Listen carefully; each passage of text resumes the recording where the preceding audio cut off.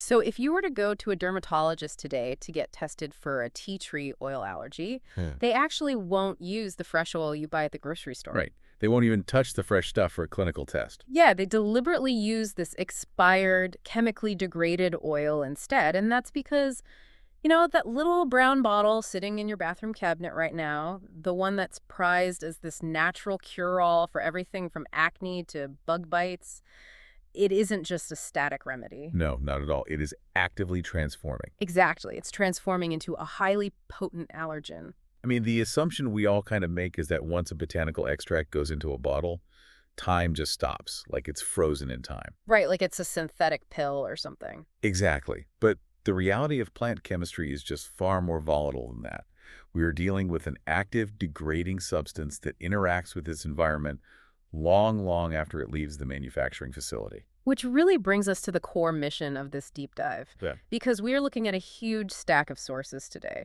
We've got dermatological journals like Cutis and Cosmoderma. Right, plus official guidelines from the Cleveland Clinic and research from Memorial Sloan Kettering. And all of them, they all point to this really concerning reality regarding contact allergies to topical tea tree oil products. It's a massive issue right now. It is.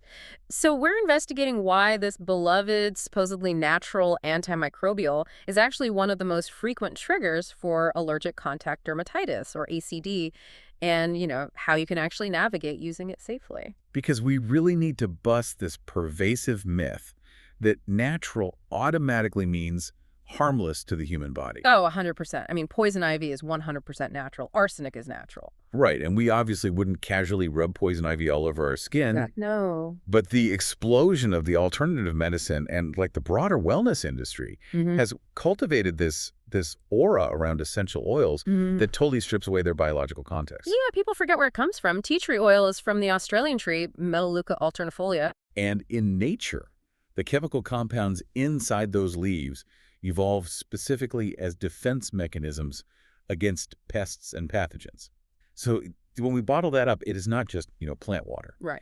It is a highly complex chemical mixture that demands a profound level of respect, especially considering how ubiquitous it has become in shampoos, burn gels, daily cosmetics. It's in everything. And that ubiquity is directly correlating with a massive rise in allergic contact dermatitis. Like, the statistics in these sources are genuinely startling. They really are. There's this one retrospective study from Australia where obviously the oil is incredibly common in daily life, and researchers found that 41% of patients who underwent patch testing for dermatitis reacted positively to tea tree oil. 41%, Almost half of the entire cohort. which is just an extraordinarily high sensitization rate for something that's a commercially available over-the-counter product. Yeah, you wouldn't expect that. Not at all. Yeah. And it's crucial to understand what that reaction actually entails, because allergic contact dermatitis is a type 5 delayed hypersensitivity reaction. Okay, so what does that mean practically? Well, it means this isn't like a standard histamine response where you touch something and get highs 5 minutes later. Right. The symptoms, which include intense itching, really profound redness, scaling, burning, and even fluid-filled blisters, they often take 48 to 72 hours to fully manifest. Wow. So that delay is a huge part of the problem, right? Like, Right. if you put tea tree oil on a blemish on a Monday and your face swells up with blisters on Thursday. You're probably going to blame a new sunscreen or something you ate. Exactly. You'd never blame the natural oil you've trusted for years. And the sources point out that this reaction doesn't even just stay where you applied the oil. No, it can spread dramatically. Yeah, we are looking at case reports of systemic contact dermatitis, where a localized application triggers a full-body rash and even abnormal white blood cell counts. Because, the immune system doesn't operate in a vacuum. Right. Once a localized immune response becomes severe enough, inflammatory cytokines are released right into the bloodstream, and that triggers all those systemic symptoms. The literature also documents cases of erythema multiforme-like reactions. Which sounds intense. What is that, biologically? Biologically, this is where your immune cells, specifically cytotoxic T cells, they start literally attacking the basal layer of your own skin. Oh, wow. Yeah, and it results in these distinct, really angry, target-like lesions all over. That's terrifying. And Memorial Sloan Kettering even highlights case reports of prepubertal gynecomastia, so abnormal breast tissue enlargement in young boys, following the repeated topical application of lavender and tea tree oils. Yes, which indicates potential endocrine disruption. Right, things with weak estrogenic and anti-androgenic activity. So the obvious question here for anyone listening is, if tea tree oil is famously antibacterial and supposedly anti-inflammatory, Mhm. why are our immune sentinels treating it like a foreign invader? Is the skin just confused? No, the skin isn't confused at all. It comes down to molecular size and structure. Okay. See, tea tree oil is packed with a compound called terpenophorol, which makes up roughly 30 to 48% of the oil. So it's the main active ingredient. Exactly. And this compound is a monoterpene. That means it has a very low molecular weight and is highly lipophilic. Basically, it loves fat. Okay. And our skin barrier is made of fat, Two, right? your skin's outermost layer, the stratum corneum, is essentially this lipid shield designed to keep pathogens out. But because terpenophorol is a lipophilic solvent, it effortlessly slips right past that dead outer layer and penetrates deeply into the living tissue of the epidermis. Right, to where the immune system's surveillance cells are waiting. Yes, the Langerhans cells reside right there. So when terpenophorol crosses the barrier, these dendritic sentinels basically detect a complex, unrecognized chemical structure invading the body. And they sound the alarm. They do. They capture these antigens, migrate to the lymph nodes, and present them directly to the T cells. The immune system then programs memory T cells specifically designed to target that exact chemical structure forever. So the inflammation and blistering you experience later, that is the resulting war, when those T cells flood the skin to eradicate the perceived threat. That is fascinating. So the very mechanism that makes it effective, its ability to penetrate cell walls and kill bacteria, is the exact same mechanism that allows it to penetrate our skin and trigger our cellular defenses. Exactly. It's a double-edged sword. But the dermatological literature reveals this really crazy twist. The fresh oil, straight from the plant, is rarely the primary culprit. The real danger is the oxidation process that happens to the oil while it just sits on your shelf. Yeah, this is the part that catches everyone off guard. Tea tree oil is the sophisticated mixture of nearly 100 different chemical compounds. Right. When those monoterpenes are exposed to light, heat, and oxygen, they undergo photooxidation. The chemical bonds physically break apart and reform into entirely new byproducts. And the sources say leaving a clear bottle of tea tree oil on a windowsill for just 10 to 60 days is enough to cause significant chemical degradation. 10 days is nothing. Right. And that degradation produces a compound called ascaridol, which the sources note is an endoperoxide. This is where the chemistry gets really insidious. The literature states that degraded oxidized compounds like ascaridol are 3 times more sensitizing than fresh tea tree oil. 3 times more. Let that sink in. It's wild. The analogy I kept thinking of is if fresh tea tree oil is a relatively smooth key that can sometimes pass through the immune system without catching, when oxygen hits it, it's like it rusts and warps into ascaridol. Oh, that's a great way to put it. And when that warped key enters the skin, it violently jams in the immune system's lock, setting off a massive alarm. Precisely. Because the Langerhans cells we mentioned earlier, they have surface receptors that are highly reactive to peroxides and epoxides. Which are the exact chemical structures formed during oxidation. Exactly. So the older the oil, the higher the concentration of these potent warped keys. This phenomenon is so well documented that the clinical standard for patch testing literally requires a 5 to 10% concentration of explicitly oxidized tea tree oil. Right, they mix it in petrolatum, right? Yes, because freshly opened oil often just fails to trigger the allergy in a clinical setting. It lacks sufficient ascaridol to activate the immune memory. And they use petrolatum for the patch test to completely occlude the area and force those oxidized allergens deep into the skin. Right.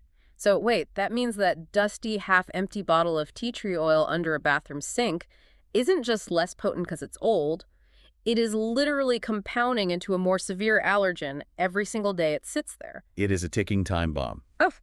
Which means the first step in avoiding allergic contact dermatitis is strict environmental control. Like keeping the oil in a dark, amber glass bottle. Yep, storing it in a cool place and honestly discarding it immediately if it changes color or smell or if it's been open for more than a few months. It's just not worth the risk. But aside from the age of the oil, the state of the user's skin barrier drastically changes the risk profile too. Oh, definitely. The sources point out that people with intense occupational exposure, so aromatherapists, hairdressers, beauticians, They're at the highest risk just due to the sheer volume of daily contact. Yeah, that chronic exposure is tough. But for the average consumer, the single greatest risk factor is applying pure tea tree oil to skin that is already damaged. Because, as we established, intact skin offers that lipid shield. When you have a scratch, abrasion, severe acne, or, a flare-up of eczema, that stratum corneum is physically The compromised. barrier's just gone. It's gone. Ugh. Applying a volatile monotropine directly onto a wound means you are bypassing the outer defenses entirely. You are pouring the chemical directly onto the highly reactive immune cells in the dermis.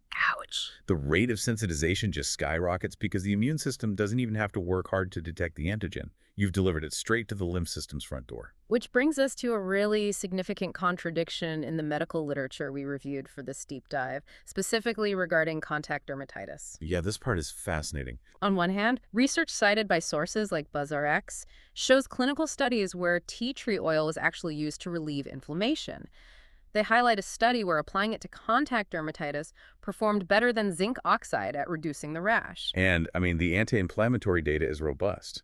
In controlled, short-term laboratory settings, terpenophorol has been proven to suppress inflammatory cytokine production and reduce histamine-induced edema. So it actively suppresses the immediate immune response. It does. But then, the official guidelines from the Cleveland Clinic explicitly warn patients never to use essential oils like tea tree oil to treat contact dermatitis. Right. They state that adding it to an allergic reaction will severely irritate and worsen the rash. So we have one valid medical study showing it suppresses dermatitis and a world-renowned hospital warning that it exacerbates it. How is the listener supposed to navigate this? Who is actually right? Honestly, this is the ultimate double-edged sword in dermatology. Both sources are scientifically accurate, but they're looking at two entirely different timelines of the immune system. Okay, break that down for us. So, because terpenophorol suppresses histamine, applying it to an active rash might temporarily reduce the redness and swelling today. It suppresses the immediate innate immune response. Okay, so it helps in the short term. Yes. But because it also contains sensitizing compounds like ascaridol, applying it to that broken, inflamed skin is simultaneously programming the adaptive immune system for the future. So you are trading temporary relief for long-term chronic sensitization. Exactly. By applying it to an active rash, you give those oxidized allergens deep access to the T cells. So the next time you encounter tea tree oil, your adaptive immune system will recognize the molecular blueprint and launch a massive type 4B delayed hypersensitivity reaction. The Cleveland Clinic's guidance is based on long-term patient outcomes then. Right. The risk of creating a lifelong explosive allergy far outweighs the temporary anti-inflammatory benefit of suppressing today's itch. It functions like a biological Trojan horse. You cure the itch today, but you are planting a systemic landmine for tomorrow. That is perfectly said. And once a person steps on that landmine and actually develops this allergy, their problems don't just stop with throwing away their tea tree oil. The body reaches a tipping point after months or years of use, and suddenly you have to navigate cross-reactivity. Which is a whole other nightmare. Cross-reactivity occurs because the immune system does not recognize the source of an allergen. It only recognizes the molecular shape, the epitope. Right. It doesn't care if it came from a tea tree or a pine tree. Exactly. Once your T cells are programmed to attack the oxidized monotropines in tea tree oil, they will attack any chemical structure that looks sufficiently similar, regardless of what plant it came from. And the literature outlines several really common compounds that share this chemical blueprint. People who become sensitized to tea tree oil often find themselves suddenly allergic to dilamone. Which is everywhere. Yes. It's a ubiquitous citrus fragrance used in nearly every household cleaning product and perfume. They react to turpentine, to pine extracts, and to colophony. Colophony is a rosin, right? Yeah, it's a rosin used in adhesives, cosmetics, and even the grips of string instruments. Wow. So because the chemical architecture of those compounds shares homologous traits with oxidized tea tree oil, the memory T cells basically misidentify them as the original invader. Right. A single sensitization event on a damaged patch of skin can transform a person's entire daily environment into an immunological minefield. Which makes alternative methods of exposure just as concerning. A lot of people try to avoid topical application entirely and instead run ultrasonic diffusers in their homes. Oh, yeah, diffusers are everywhere. But the sources detail cases of airborne contact dermatitis from diffused oils. Because diffusers function by aerosolizing volatile organic compounds into microdroplets, When you inhale those vapors, they coat the mucous membranes of the respiratory tract. Which sounds dangerous if you're sensitized. It is. For sensitized individuals, inhaling the same chemical blueprint that triggers their skin can induce coughing, shortness of breath, and severe asthma flare-ups. And the rash. Yeah, the allergens are physically settling on the skin of the face and neck, which is why airborne contact dermatitis often presents as a rash on the eyelids and cheeks of people who simply sit in a room where tea tree oil is being diffused. That's crazy. And the warnings around actual ingestion are even more severe. Memorial Sloan Kettering is absolutely adamant that tea tree oil is highly toxic if taken orally. Yeah, please do not drink it. The side effects aren't just like an upset stomach, they are profoundly neurological. The clinical reports detail confusion, disorientation, ataxia, which is an inability to maintain muscle coordination and balance, and even coma. The central nervous system toxicity is a critical danger, particularly for children. The literature documents multiple pediatric emergency room cases where young children ingested less than 10 milliliters of tea tree oil. Wait, less than 10 milliliters? Barely 2 teaspoons. Right. And they became entirely unresponsive, requiring intubation. Oh my God. The lipophilic nature that allows the oil to penetrate the skin so easily, it also allows it to cross the blood-brain barrier with terrifying efficiency when ingested. Less than 10 milliliters to induce a coma in a child. That's sobering. Very. So with all of these interconnected risks, the photooxidation, the damaged skin trap, the cross-reactivity, and the neurological toxicity, how do we actually harness the proven antimicrobial benefits without triggering this massive immune cascade? Because the wellness industry heavily promotes 100% pure as the gold standard of quality. Right, but in the context of essential oils and skin barrier function, 100% pure simply translates to 100% too strong for your skin. It's practically caustic. So what's the non-negotiable protocol for topical use? Aggressive dilution. Always. Yeah. The safe therapeutic concentrations for intact adult skin are between 1 and 5%. Okay, 1 to 5%. And for pediatric use, or for people with naturally sensitive skin, the threshold drops even lower to between 0.5 and 2.5%. So to put those percentages into practical terms for the listener, achieving a 1 to 5% dilution means taking a full teaspoon of a neutral carrier like jojoba oil, plain lotion, or even water, and mixing in a maximum of 3 drops of tea tree oil. 3 drops is all you need. The assumption is often that diluting the oil destroys its antibacterial efficacy, right? Yeah, people think more is better. Exactly. But microbial cell walls are vastly different from human epidermal tissue. Laboratory studies consistently demonstrate that tea tree oil remains highly effective at lysing or breaking down bacteria like Staphylococcus aureus at concentrations as low as a fraction of a percent. Because you don't need a sledgehammer to kill a bacterium. 3 drops in a teaspoon provides enough terpenin phorol to disrupt the bacterial membrane, while keeping the sheer volume of chemical compounds low enough that the Langerhans cells in your skin don't sound the alarm. Exactly. You stay below the threshold of sensitization. Right. It allows the skin to process the monotropines without being overwhelmed. It fundamentally shifts the interaction from an immune assault to a manageable, localized treatment. Reviewing this entire stack of medical journals really fundamentally changes how we need to approach these products. The survival guide is pretty clear. First, respect the immense chemical complexity of botanical extract. Second, monitor your storage strictly.